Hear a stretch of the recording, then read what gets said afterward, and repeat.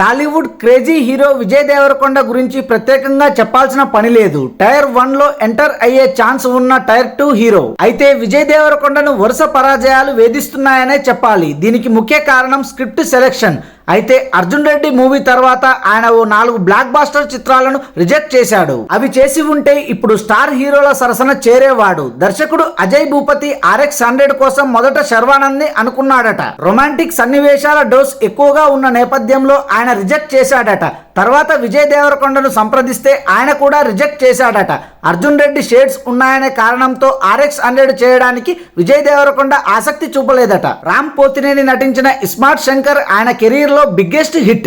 ఈ కథకు పూరి జగన్నాథ్ ఊహించుకున్న హీరో విజయ్ దేవరకొండ. మూవీలో హీరో క్యారెక్టర్ డ్యూయల్ షేడ్స్ కలిగి ఉంటుంది. అందుకే విజయ్ దేవరకొండ ఇస్మార్ట్ శంకర్ స్క్రిప్ట్ ను రిజెక్ట్ చేశాడట. నితిన్ రష్మిక మందన కాంబోలో విడుదలైన భీష్మ సూపర్ హిట్. ఈ స్క్రిప్ట్ మొదట విజయ్ దేవరకొండకు వినిపించాడట వెంకీ కుడుముల.